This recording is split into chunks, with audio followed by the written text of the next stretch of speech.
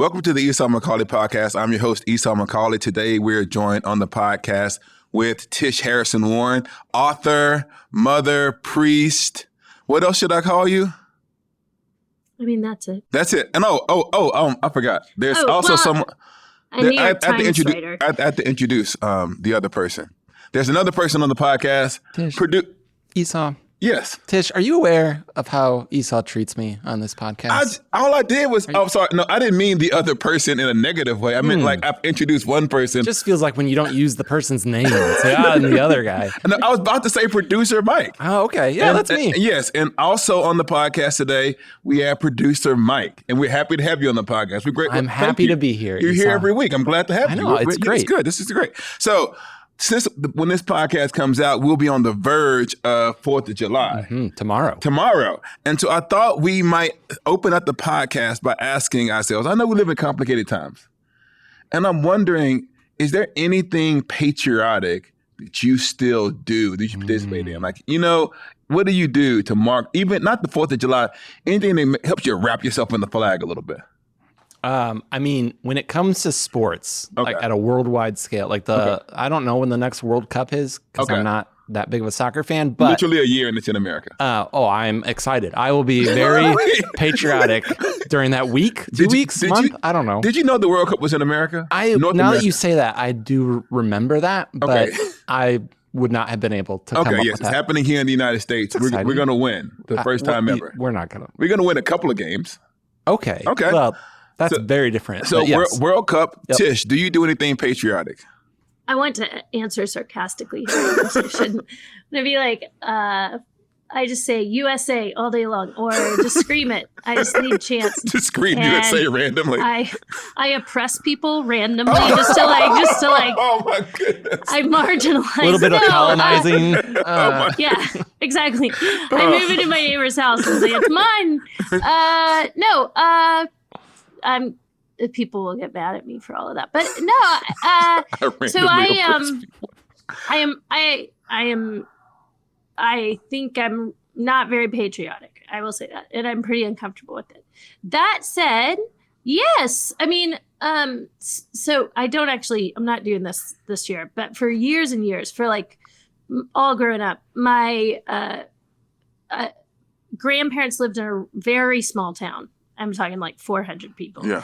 And everybody would gather on some land by this river, and the fire department would come out and spray, and all the kids would play in the water. Yeah. And it was like Norman Rockwell. I mean, it was so Americana. So I grew up doing that. It's kind of the next generation, which I guess would be me, but I don't live there. We kind of failed at continuing it. So it's not happening this year, but we are going with some folks from our church to see fireworks. Okay. I will say I love fireworks. There we go. I love them. That's American of you. Yeah. Well, yes. I believe people all over the world love fireworks, but I do. Just America. Just America. Only us. Only we have them. It's very hot. So I joke that I'm a hobbit, and hobbits love fireworks, and this is one of the things I have. Are you trying to steal 4th of July fireworks and give them to the hobbits? I mean, can I tell you? I'm not in charge of the hobbits, but I mean, Tolkien just put in the book that he stole it. Parties of fireworks. Tolkien tried to colonize our. Seriously, just like the British stealing other countries' fireworks stuff. were invented by the Chinese. No, it was basically invented on 4th of July. So it's literally international anthem. Excuse me. Can I tell you? Jefferson. Can I tell you the story of when the 4th of July? It was invented by the first creator of the Boston Pops. You know the Boston Pops? Oh, you don't. I don't know the Boston Pops. So there's this I don't know, they're like an orchestra or whatever. Okay. And they play music on the 4th of July, and then there's the fireworks that happens every year in New England. Yeah. And so it was invented for that event. So I would tell you. I'll tell you this. You're serious? You're sure? No, I completely make that up. I don't think any of this is true. Let me say this though. I was like, how do you know so much about the history of fireworks? I am a sucker for like a decent parade. We live in a small town, and they have like the parade that kind of comes by, and so my kids will come out and they watch. They usually like middle school bands, and it's not the greatest band, but it's fine. So you loved that Trump parade a couple weeks ago. I mean, that's wow. You saw. I had no idea. Is that where you were when you were out last week? No. Hold on. Let me say that. That's a good. No, I was not talking about that parade. I do think that sometimes when it comes to 4th of July, or even patriotism, we actually assume that to be patriotic about America means to ignore its flaws. And probably one of the most famous things that happens, it happens every year, at least I call it on Black social media, is you will see everybody post the famous Frederick Douglass, "What to the slave is the 4th of July." And actually, during the abolitionist movement, a lot of African-American abolitionists would not celebrate the 4th, they would celebrate it on the 5th.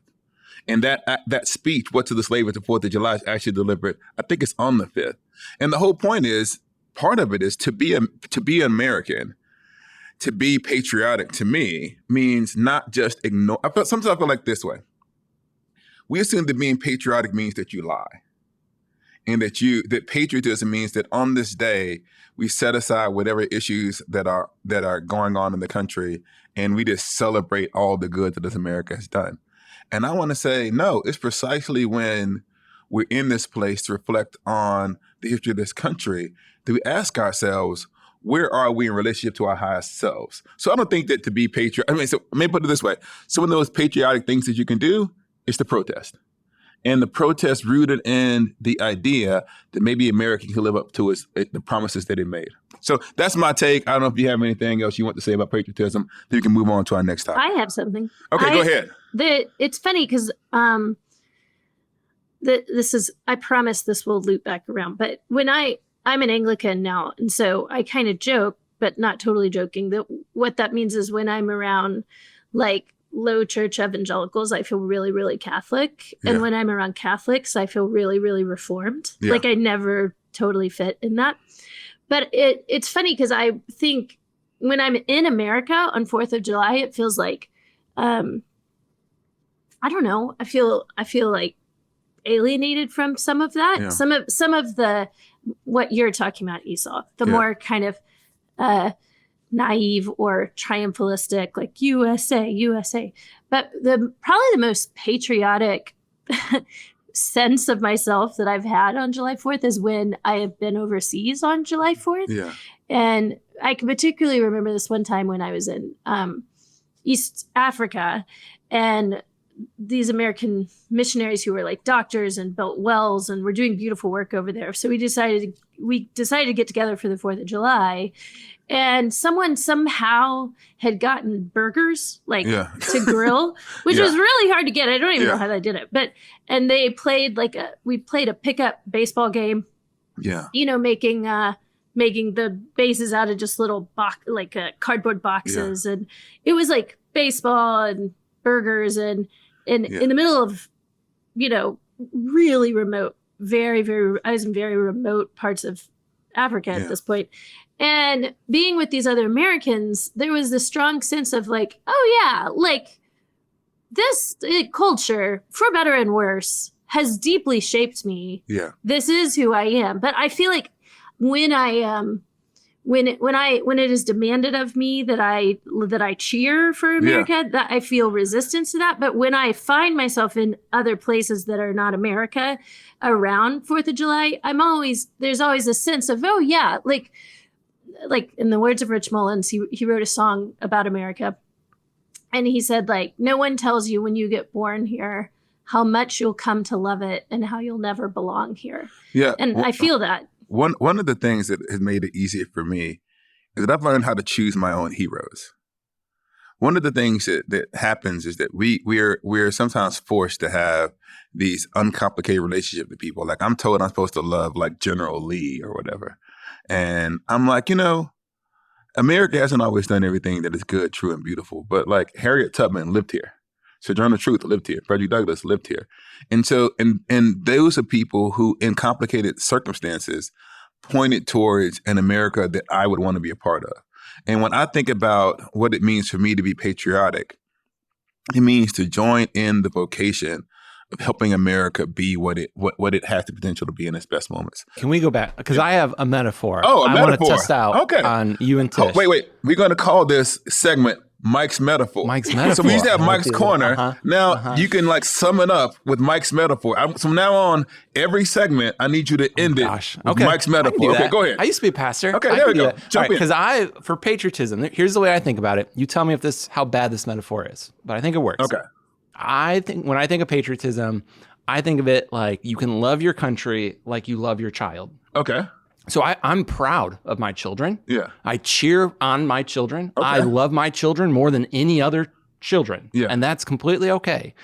But it would be wrong if I thought all other children should be exactly like my child. Yeah. It would be wrong if I thought God had a uniquely special relationship with my child and no other child. It's also wrong if I try to say my kid never does anything wrong. Yeah, and here's the other thing. Sorry, Mike's metaphor is working. Yeah.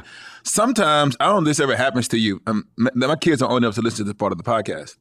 Sometimes I root against my children. Yeah. So like if they're playing in a sporting event and they've gotten a little bit too arrogant and full of themselves, I kind of say, I hope that they lose so they can understand.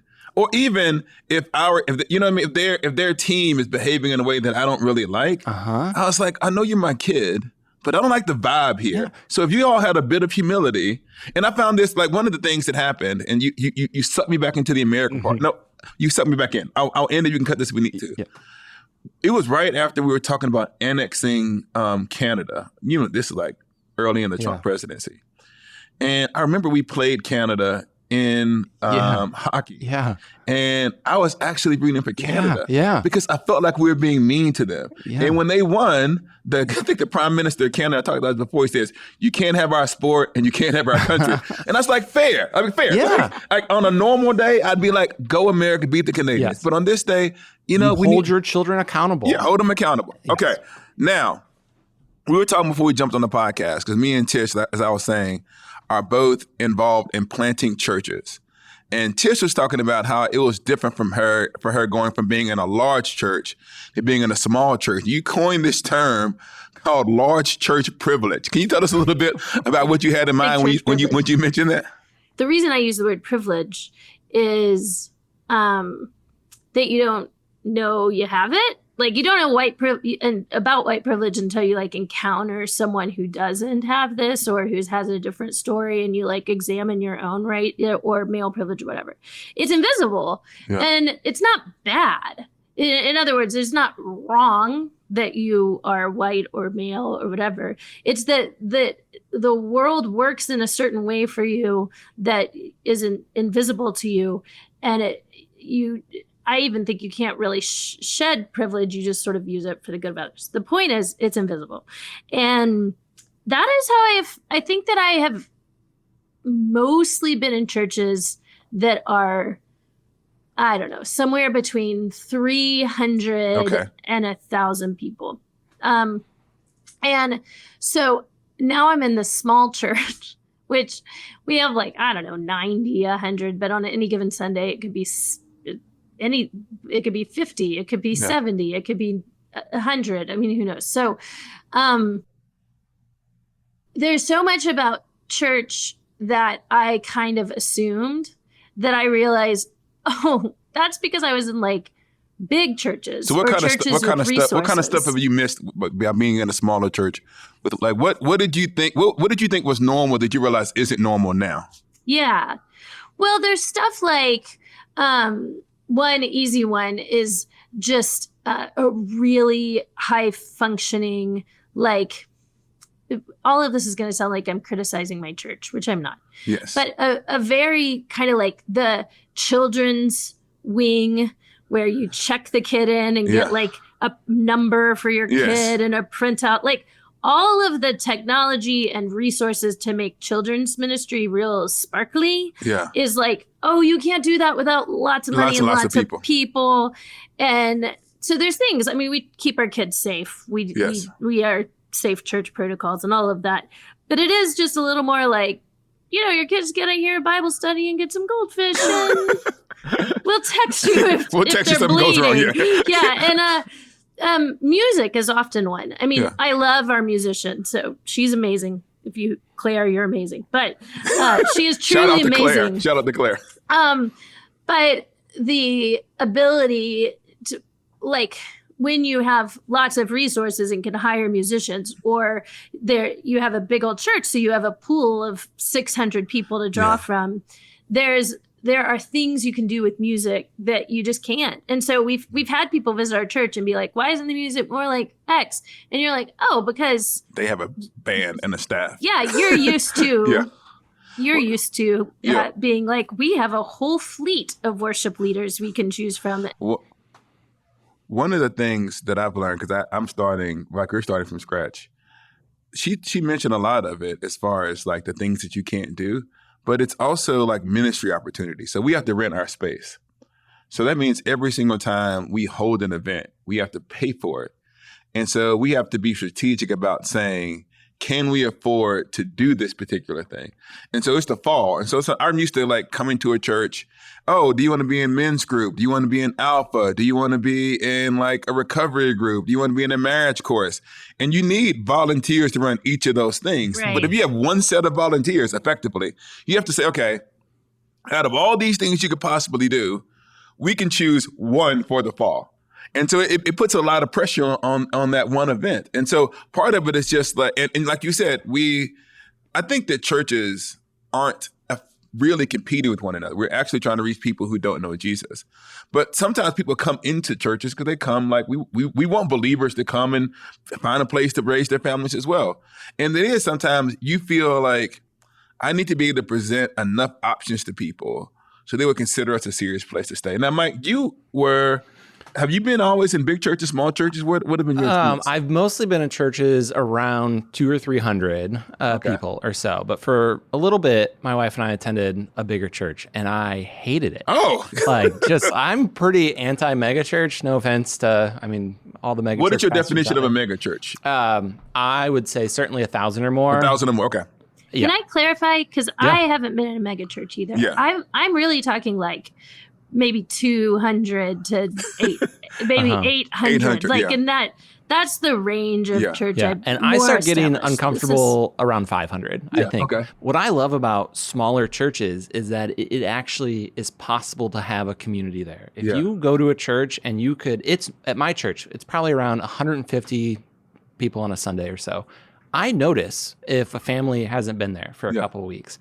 If it's a church of 500 people, I don't notice that. Yeah. And I think then my other theory on all of this is that when we go to such a big church that can have better music and better production and show, well, now we're creating a space where people are going to consume and not commune with God. Well, and so I think smaller churches it's have funny. the advantage I have like, our church does not have 800 to 1,000 people. But I feel like a little bit of a need to defend my large church brothers and sisters, because they would say, well, a lot of the fellowship that they get is in their small groups and those other ministries. I think what it does is it can create like an unrealistic expectation. This is like, maybe I'm dealing with like large church envy as being a pastor. Not envy, insecurity is probably what I want to say.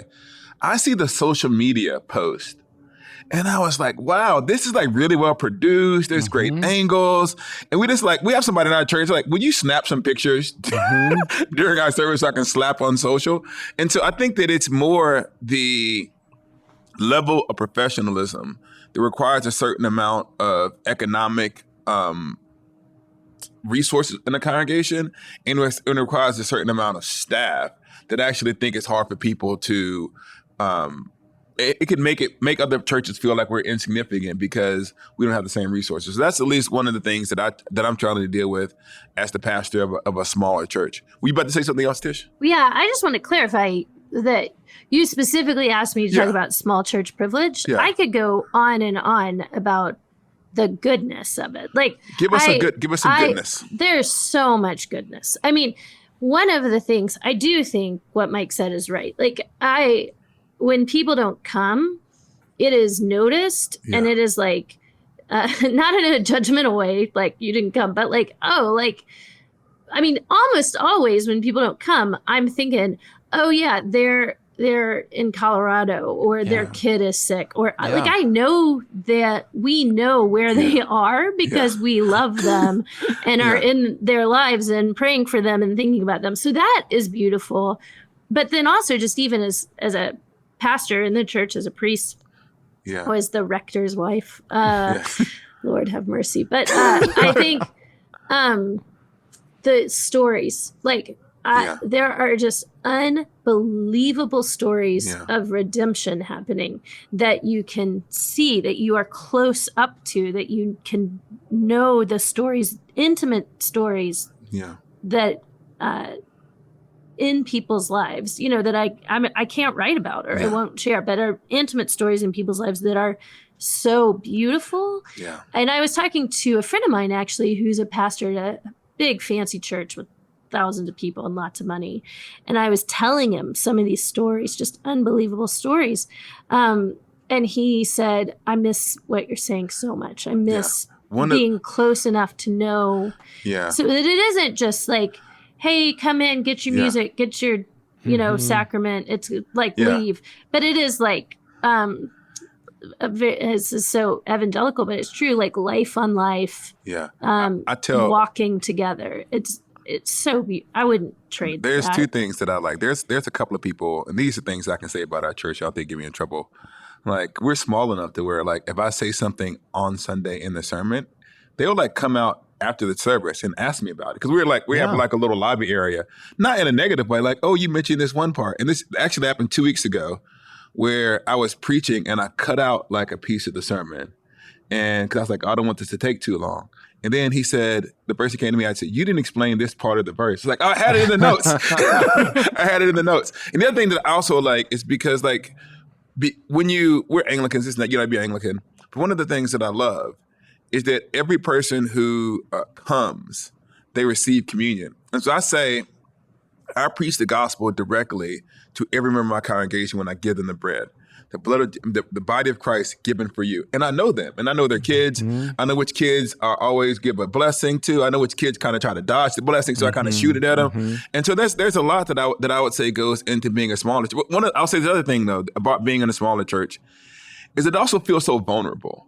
Like, once you have a certain amount of people, it sounds, I don't know how you describe it. The Sunday itself feels like it's secure to happen. But like, our church has anywhere between 50 and 70 on a Sunday. So you think on the Sunday morning, if like 3 or 4 families like decide to go on vacation the same day, it's like, oh no. And then if a visitor comes on that Sunday, and so there is a sense in which it feels vulnerable in a way. And it's like, it's been great for me spiritually, because I've said to myself, well, I cannot base my worth on how many people are in the congregation, because God's not up in heaven looking like, well, you know what? You only had 30 people today. I'm not going to show up. It's just really been a reminder to me that worship is about worshiping. It is not about gathering a crowd so you feel confident when you deliver a message. Right. It's about saying whoever God put here. It's not about great Instagram angles and reels and high production. Until I get home and I look at the Instagram of the people who were in church and I was, and it's better, then it's all temptation. So, Mike. Wait, can I say something? Oh, yeah, go ahead. So about the vulnerability piece, this is something that I've really seen with small church versus big church, is that when you are at a big church, particularly if it is a resource church or a wealthy church, a church with people with more money, because I've speak at these churches a lot, and I've also been to them, but it's easy to think like Christianity is respectable. It's easy to look around and be like, man, these people are so good looking and put together, and they all, they're resourced, and it kind of, and with our little church, like, it does feel like it is so vulnerable. Yeah. It is like it is so beautiful, but it's like this sapling, this vine, and we are compared to our culture out in Austin, like, we are weird. We are a community of moral formation that doesn't make sense to the outside world. We don't fit any political category. And there is no sociological reason for this church to exist. It is like just the kingdom of God. But because of that, I think, honestly, like, during the week, during the rest of life, it changes our understanding and relationship to the Christian faith. It does give you a sense of being kind of a remnant. I hope that's not a loaded word, but a remnant that is called to be this alternative community of loving our neighbor, of not fitting in, of not seeking respectability, of seeking the kingdom. But I'm just saying, like, I have noticed a shift in me, because it does feel like when everything's kind of put together on Sunday, it's easy to be like, oh, this kind of makes sense. Yeah, we can do this. Yeah. And then when you don't have that, it's like, what we're doing is crazy. Yeah. And it's only going to work if the Lord sustains this, you know? Yeah. So you saying I mean that for the church in America, not just but our little church becomes a microcosm of that, you know? That's what I mean. Like, maybe you're saying, like, it's one thing to meet in a fancy, we're Anglicans, we can be snobs. You can meet in these fancy buildings with stained glass windows, been there for 250 years in the United States or whatever. But we're meeting in a theater, you know, and we have one couple who does the coffee, and if they ever leave the church, there's no more coffee, you know. and one of the things that I love about small community, this is the great part that I hope that we never lose, even as we grow. It's just like she said, every person is seen and known and valued, and different types of people are allowed to exist.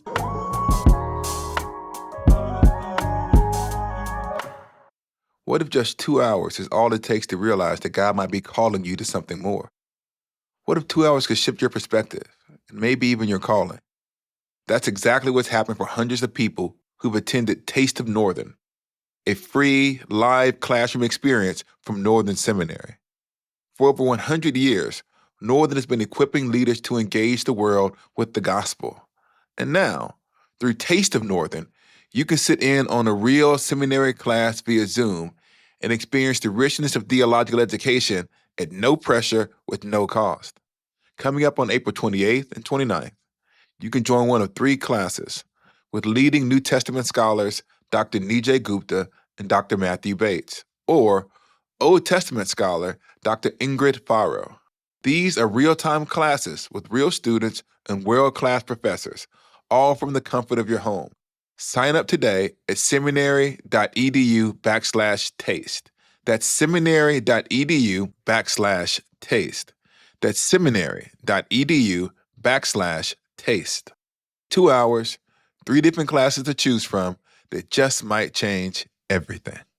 Field got him doing football numbers, only average grown. He was acting grown. We did, though, want to give, because it's now become a fan favorite. I mean, people love it. I got someone asked me the other day. Actually, I saw someone, and they mentioned you. So now when people see me now, they think half of the time, yes, I know. I realize I made you an In the Trip Go part of my life. Someone said, and I forgot that they had this. They said, Mike, stay low, stray low. I forgot that I put you down on the outro. Yeah. So now people know about your nickname. So now I'm getting accosted in the streets about your nickname. But anyways, despite that, we're going to have the fan favorite, Mike's Corner. What do you have for Mike's Corner? All right. Well, Peter Thiel went on Rouse Douthat's Now, who podcast. is Peter Thiel for the people who might ask me? Yeah. So he is... I'll be Mike and you be me. Okay, go ahead. Who's Peter Thiel for the audience? He is a conservative thought leader, venture capitalist. So he founded PayPal back in the day. He invested in Facebook. Was one of the first investors in Facebook. Yeah. He was one of the first donors to contribute to Donald Trump's campaign in 2016 in a significant way. He contributed to J.D. Vance's campaign when he ran for Senate. And so he's been very influential, especially in the conservative tech space. Yeah. So he came on Rouse Douthat's podcast episode, and it's made some waves because, especially at the end, they talked about the Antichrist and some kind of Christian eschatology. And I think we're going to get there. But what was interesting to me is that the first 40 minutes of the podcast, they're having a conversation about growth versus stagnation. And Thiel's argument is that technology since the 1970s has become stagnant. That the pinnacle was landing on the moon in '69. Which is kind of a big deal. It was kind of a big deal. And for hundreds of years before that, just technology was rapidly changing. I'm laughing because we had someone on the podcast a few episodes back who doubted it. But we're going to call that we're on team. It happened. We believe the moon landing happened. And so, but since the 70s, he would argue we've become stagnant with technology. And then as he keeps explaining this, what becomes apparent to me is the reason why he thinks we have become stagnant is that we started caring too much about the impact growth was having on the environment and on people. Yeah. And so it left me with a question of what how important is it to grow and to grow at all costs? And when do we become content with growth? But one of the things that happened is they ask him the question, right? Yeah. So this is the part that goes viral on the episode, on the interview, is because he's saying we're too concerned with people. We're too concerned for the environment. And then Ross Douthat asked them the question, but you do want humanity to survive. And how does he respond to the question? He goes, yes. But it wasn't a lot of confidence evoked with the answer. Yeah. And so the issue is, which is interesting, if you think about what happened in our politics, and this is the worldview of the person who is funding a significant portion of our politics, is that our concern with the environment and our concern with people has hindered growth. Yes. Which seems to me like to be a profoundly anti-Christian sentiment. Tish, did you? I don't know, we sent it to you, but what did you think about this idea that we care too much about the environment and people? Are you on Team Tiel or Team Mike? I'll let you guess. I was looking up. I was reading about Peter Thiel, and he identifies as a Christian. I think that I've concluded I do not think there's a person that identifies as a Christian that could be more different than me, than Peter Thiel. Like, we do not see the world the same way. That doesn't mean, Peter, I'm happy to be your friend. We can figure I'm sure you want to come hang out with me. But yeah, it would be a friendship across difference, because we have big differences. But one interesting thing to me is how much he seems to draw from Tolkien. Like, his Palantir is his, he's invested in that. He has something called Mithril Technologies, which is also from. Yeah. But I think Tolkien would be very against his project. That's a freezing cold take. Yes, we agree. You're being. Maybe he likes Tolkien, but he identifies with like Saruman, like the bad guy. Maybe he's like, I'm all right. This might seem to be like this is not a Jesus juke, but it is. I am going to bring this into the church. One of the questions that often drives how we think about church is growth at all costs. Mm-hmm. And the idea that we want to reach as many people for the gospel in whatever way is necessary. And one of the things that have happened with spiritual abuse and other things in our day is that we've sometimes grown churches at the expense of people. One of the hard things to do, once again, is to grow a church and not and treat your volunteers well, because they have jobs and they have lives and they have families and they have sometimes children. And so how do we model a concern for them as persons while helping the church do the work that it needs to do? And it seems like we sometimes elevate. We've even begun to use the business. It's generations old now, but using business language to talk about the pastor as a CEO, and someone who says it's not my job to do the pastoral care. I'm the leader. I'm the preacher. I'm the visionary, and we've separated the pastor from the actual role of engaging with people, and the way the service is set up. The music, the lights, everything was meant to create a kind of vibe that doesn't always necessarily rely on the Spirit of God to do the work of ministry. So I do think that we are influenced by utilitarianness taking over the church. Mm-hmm. And sometimes people have that, like we buy up all the property. I mean, there are ways in which some of the things we can do as church also models that same kind of growth at all cost model. Is that fair? Yeah, I think so. I mean, Thiel essentially argues that the goal of humanity is to achieve bodily perfection, anti-aging, immortality, no more sickness. He wants everything that will come with the new heavens and new earth. Yes. But he wants it now and doesn't think we really need God to make it happen. And I think churches, ironically, can fall into a similar trap. They want the end result of what a successful ministry might look like. They want the big church and the fancy lights, but they're not actually focusing on Jesus and cultivating disciples within their congregation. They're just trying to get butts in seats. So the language that I use is Christian ends and Christian means. Sometimes people think you can get to a Christian end, more Christians or grow in the church without using Christian means. But if you don't use Christian means, that always comes back to bite you, because the people who you were stepped on eventually kind of come to the fore. So I don't know, like, have you struggled with like thinking about this in your own context? How do we treat volunteers well? How do we, or are you far? I want to go back and talk about Peter Thiel. But okay, say more about Peter Thiel. Sorry, I'm going full Jesus. Talk more about Peter. It is interesting to me that he talked about the Antichrist as stagnation. Yeah.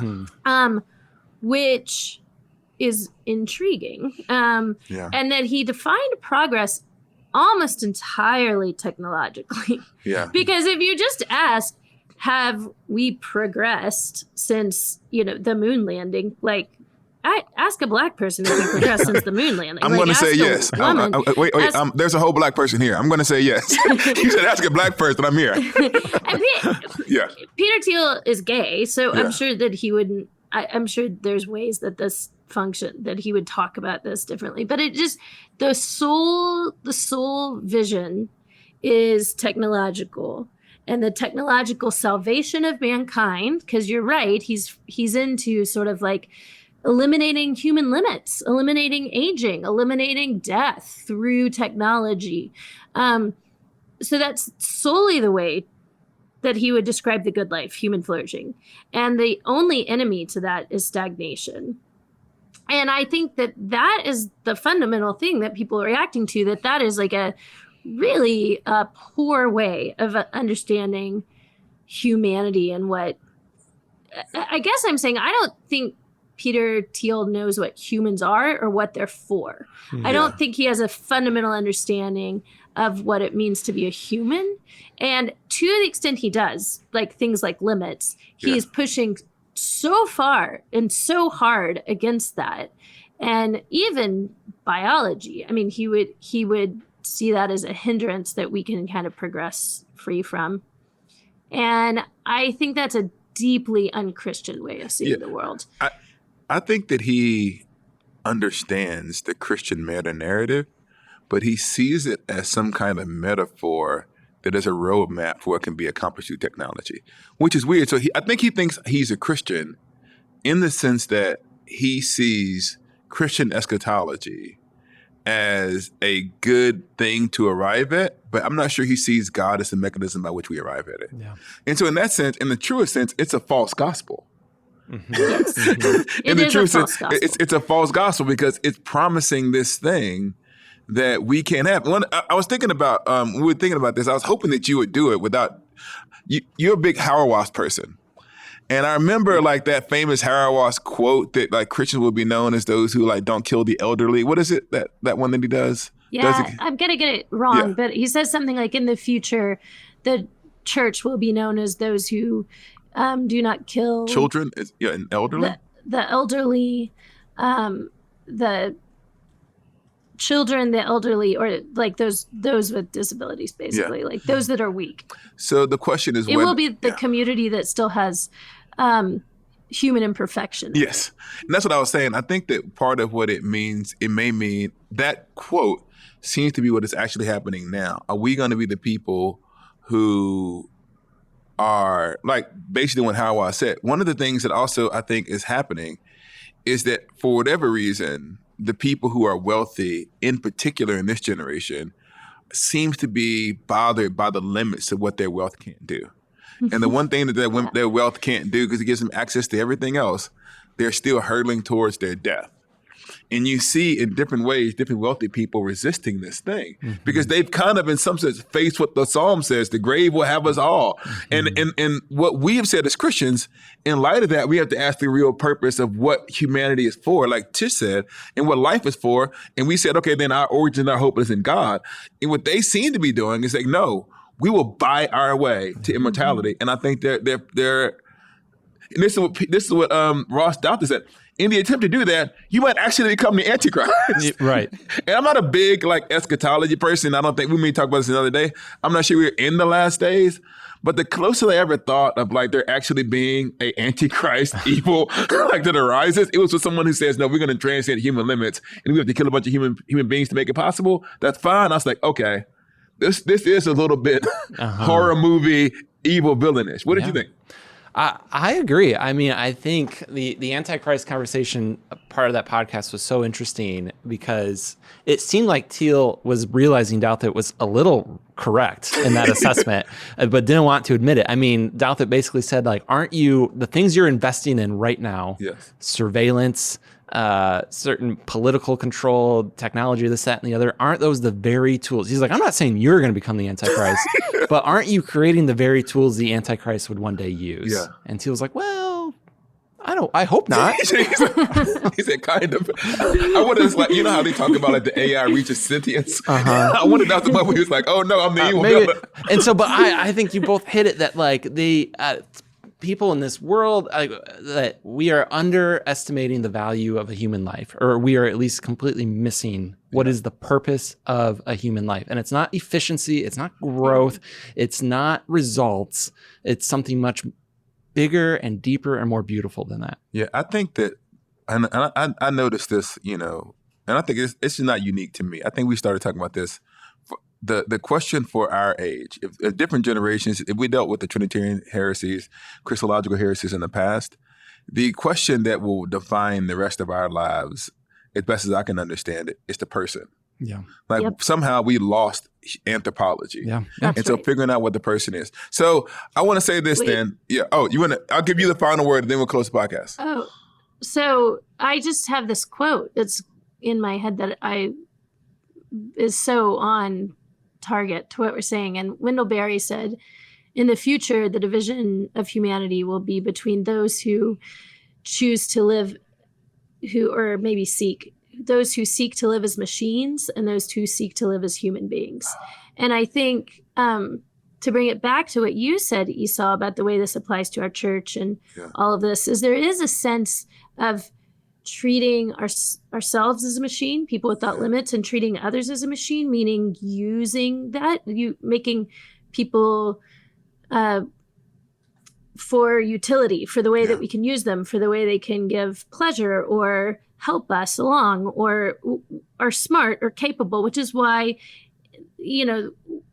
there doesn't seem to be a value for human life if that person, for instance, is an elderly person with dementia, or a value for human life if that person is a child with profound disabilities.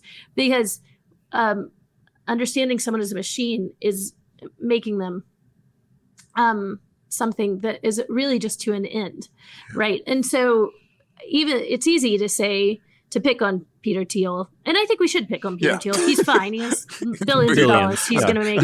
He can handle taking a couple of shots on the podcast. But I think what you were saying is how it's easy for me to be like, well, I live as a human and I don't seek to live as a machine. But how do we do that in big and small ways? I mean, my 15-year-old today was like, Mom, I need an energy drink because all my friends are having energy drinks. And I'm like, if you don't have energy, you need more sleep. You need more water.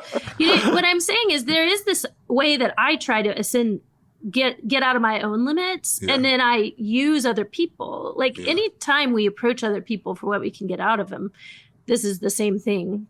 Peter Thiel is that is for all of us, that is Antichrist, right? And we can all become Antichrist in different ways. So I just want to end by like pointing at my own sin and the way I do that and the way I try to be a machine instead of like an image bearer of the Trinity. Yeah. So listen, the lesson for this podcast is if you have billions and billions of dollars, don't be the Antichrist. And if you got $20, don't be the Antichrist. Thank you all for listening to the Esau McCauley podcast. We will see you all next week. The Esau McCauley podcast is a production of Holy Post Media, produced by Mike Stay Low, Stray Low. If you know, now you know. Edited by Seth Gorvette, like a Corvette. Music by Rob Knorr. Make sure to follow the show wherever you get your podcast and leave a review so more people can find it. See you next time. I'm out.